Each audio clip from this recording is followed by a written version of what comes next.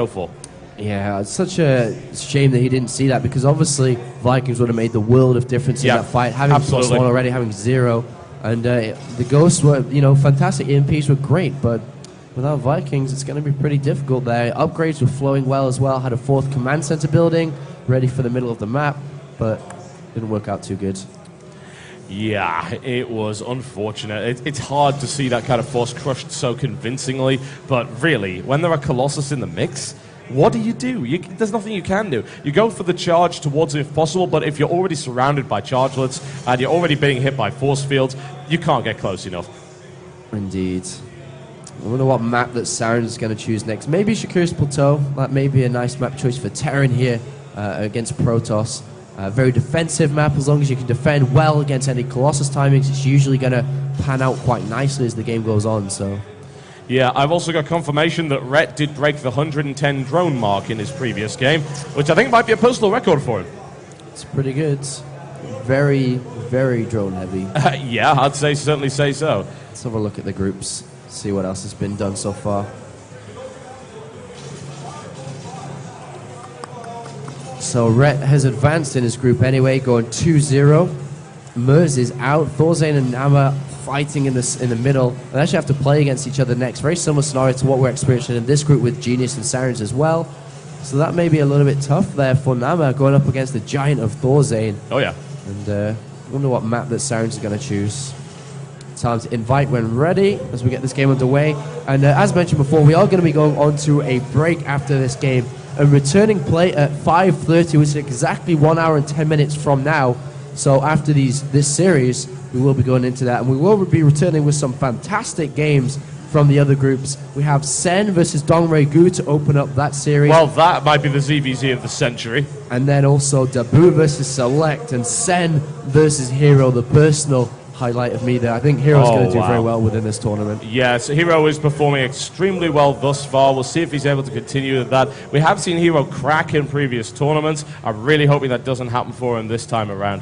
And it looks like Thorzane's won the first game versus Nama, which puts him in a great position to look for second place within that group. And that's pretty good for him. And like I said, we will be going on to Group F and E. That's fantastic groups, actually. Group E, Sase, Select, Nurchio, and Dabu. And Group F being Sen, Elfie. Can Elfie actually keep up with the Giants? Because that is a very, very difficult group. Sen, Elfie, Dongray Gu, and Hero. Well, if Elfie went up against Hero, I think Elfie's got a good shot of winning that one. We've seen his PvP in action, but the rest of them, well, that might be tricky. Honestly, it really would. Dongray Gu is a monster, as everyone is well aware. And there we go. We are ready to get started in this second matchup between these two players. And Genius looking very convincing. SarenS had moments where he could have done a lot of damage and just didn't do it. And that is really unfortunate for him. And I'm hoping that we see a bit more aggression and a little bit less timidity from him this time around. So, ladies and gentlemen, if you are ready for some StarCraft action, then I am too, and it's my pleasure to bring you Cybernation SarenS. He is in the green trunks. He is playing Terran to the northeast of the Shakuras Plateau. Unfortunately, he's trailing one game against this guy. It's coLMVP. I've said it again, haven't I? coLMVP. I love it. Sorry, Complexity. If you're going to use such a cool little acronym, I will call your players Colonel. MVP.Genius. He is in the blue trunks, and he is playing Protoss to the northwest. And this map, very nice choice here by SarenS. The best map for him to go up against Genius in.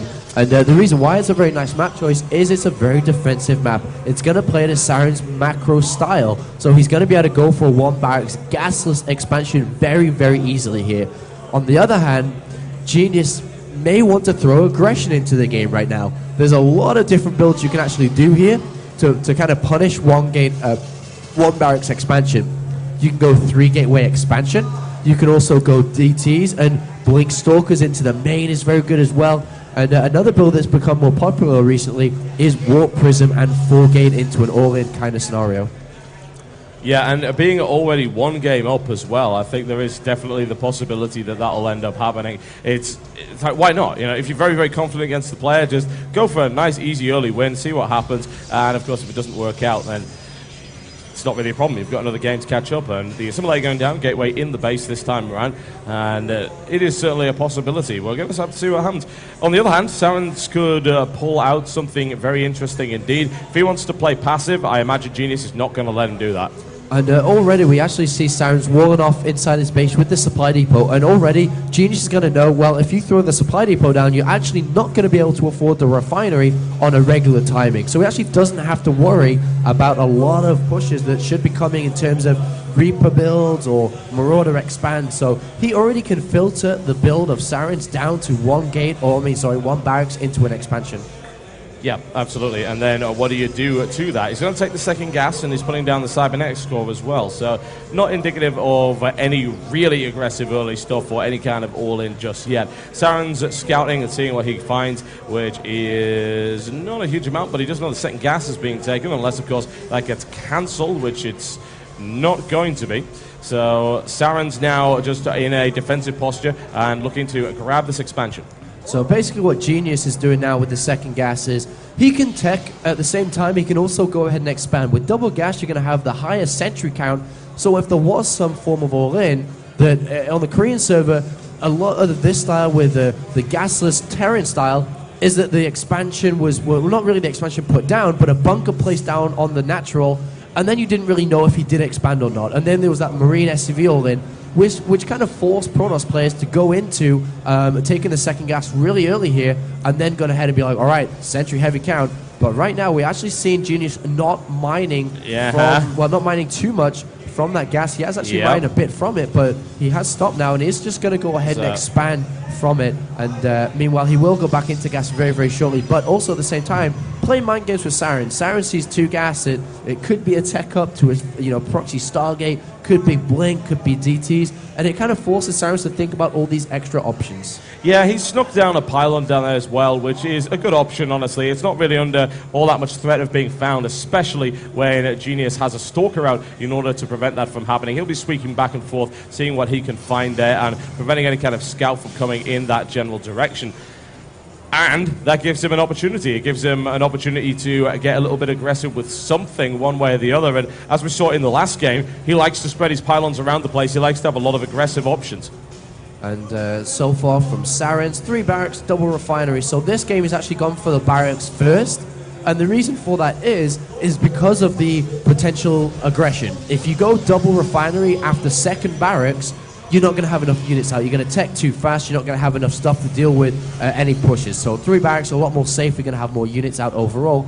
Meanwhile, in the base of Genius, he's just transferring over. Regular gateway timings on 28 supply, not too late.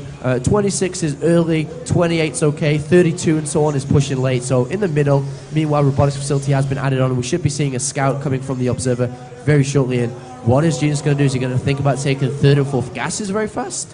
Certainly possible, and this is something I did not expect necessarily to see from SarenS at this stage. We've got a Reaper coming out from him.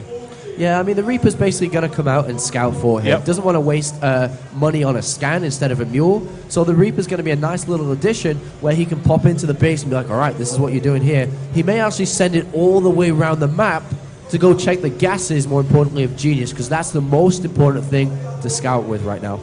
Oh, yes, and Marine on its way out, scouting again. Very paranoid, I'd imagine, no proxy pylons. He saw as the many proxy pylons that were put down by Genius in the Metalopolis game, and as a result of that, he did lose fairly badly. Well, there's a few other reasons, but still, the proxy pylons certainly didn't help. Twilight Council and a Forge coming down, and that will get scouted by this Reaper unless it has a sudden heart attack in the middle of the map. SarenS is going to have a little bit of a hop, skip, and a jump, and he'll find himself a Stalker if he's not careful. There we go, he gets the information on that. He spots the robotics facility. This is a full scan run by the looks of it. He's going to see 2 warp gates to the side as well. And that Reaper's pretty much dead, but it's got a good enough piece of information to make that worthwhile. And there's actually no timing you can do to stop this. Because this map's so defensive, 2 force fields will keep you in your base on your natural all day long. So when SarenS sees this, his options are really to go put down a factory very, very fast here, so you can actually start to tech up to Medivacs, and you can punish it in the fact that you can drop in the main. Medivacs, being Medivac heavy against his Zealot charge is obviously crucial here as well. But more importantly, he can actually go for a very fast 3rd hit if he wanted to. A fast 3rd, simply because Protoss is stuck on 2 base, upgraded very heavily right now. Arguably, there is only one forge instead of two, so it's not that turtly, and aggression could be turned on, but Medivacs is the most important thing right now. Especially considering the positions of it. You got it in close air right there. Medivac drops at the back are extremely effective, especially if you draw away attention by poking at the front there, here and there. Genius's army is not that big, but of course, you can't get into the base. So we'll see those Medivacs coming down very shortly, I would think. Once the factory is down, the starport will then be added. Unfortunately, that does give Genius a nice big window just to continue to work on all of this stuff completely unmolested. This charge will finish, and of course, that upgrade there as well is nothing that can be done to prevent that. And now we're seeing Templar Archives again from Genius, looking for a Zealot Archon composition initially, by the looks of it. Yeah, I mean, Archons are so good at tanking damage, while Stalkers do, you know, just unbelievable amounts of damage out there. Zealot Archon, very, very strong, unless, obviously, Ghosts are out and they turn to paper. Yeah. And we do have +1 armor on the way as well. Second engineering base should be starting soon for SarenS, but more importantly, you should be thinking about that third base pretty much after a couple of Medivacs have been made. Then after the third command center's down, second engineering base needs to go down as well, that armory, so you can actually keep up with upgrades. It's very, very important, the way that the metagame has been shifting around with upgrades for Protoss, that you actually get ahead with this. And we actually see a Ghost Academy going down relatively early. Usually that's going to go down as the third base starts to be taken, but SarenS throws it down on 2 base, wants to bring them into play. And actually, as I say, that the third base has been put down for SarenS now, but more importantly, second engineering base and armory has to go down now. Yeah, and I'm also noticing Storm going down as well, which that's certainly an option, and then you can choose between if you want to go Archon or if you want to simply use Storm there as well. It is quite a bit of gas to go for Storm on 2 bases, but we'll see how that turns out for him. There's the Mobius reactor coming on for the Ghosts as well, and 2 Medivacs coming in to reinforce. This is a fairly strong push here, and he's going to get there around the time when +1 armor finishes as well. And he does have the ability also to elevate into the base. And Genius still with a relatively small army, all things considered. Well, there's a lot of Storms available, though, to make this the strongest army SarenS is ever going to walk into. And so SarenS has to be very, very careful. I'm just looking quickly at his vision. He doesn't know about Storm. Nope. And this could really put him on the back foot and potentially lose the game if he walks into that. And he does toe-to-toe, just walk back once again, knowing the observer's there. And actually that Marine does scout these High Templars, so he's going to start to know about it. Ghosts are already on the way, but more importantly, we do not have a third base down for Genius. So is he trying to go for this 2-base play? It looks like he is trying to go for this 2-base play. He's warping in 8 Zealots at a time, and the army got very fast, very large, very quickly. And that is a real problem. You see, those Zealots have warped in from that. This is why I love what Genius does with the sneaky pylons all over the map when he gets the opportunity. He's now just going to crash down on this base. And with this many Storms, I would definitely be worried for SarenS. If he gets caught in a defensive position on that ramp, huge damage will be done. But more to the point, what are you going to do against this? Well, really not an awful lot, and that third is pretty much denied. SarenS is forced to move out. There will be a vanguard of Zealots there to try and prevent that from happening. All of the SCVs will be destroyed, at least the orbital command stays up. But SarenS has to go now. I mean, he's lost so many SCVs, he has to fight right now. Will the EMPs go off correctly? Oh, feedback, one's already missed, and a second EMP goes in, and it doesn't even hit all that many Zealots, and this is a real problem right now. So many Storms currently available, the feedback's used instead. There's the Storm in the center, and oh dear God, this is...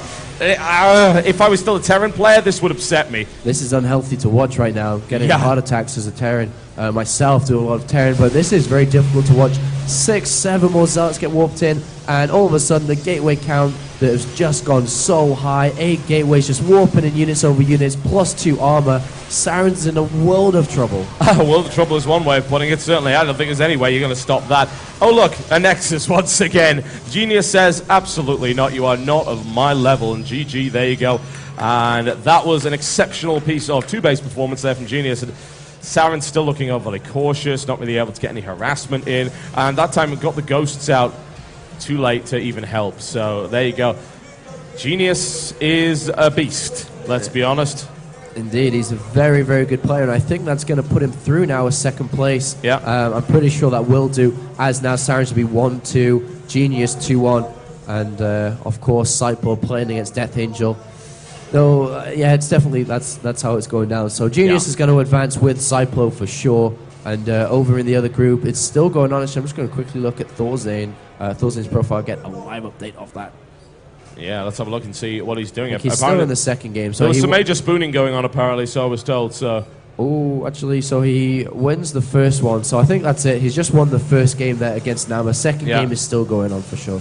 Yep. He is very, very slowly beating Nama down with a small piece of silver cutlery. And we do have a scheduled break. That's for all the players and all the casters, so we pretty much have to take it. And our time for starting again, I believe, will be 5:30 local time. That would be 4:30 GMT if you happen to be in the US. That's 11:30 on the East Coast. And if you're getting up really early on the West Coast, you're looking at 8:30 a.m. Pacific Standard Time. If you're in another time zone, I'm sure you can figure it out. We'll be back in about an hour, folks. Thanks for watching this stream. And if there are any other games on, you should go check. I think that Thorzane game is still going on, so head on over to teamliquid.net, check the other streams on the side, and you'll be able to go right into that one. I think we're going to go watch that right now, actually. You can see it in the background on our camera on the Day 9 stream. Go watch Thorzane versus Nama. It will be a fantastic TVT. We'll see you in an hour.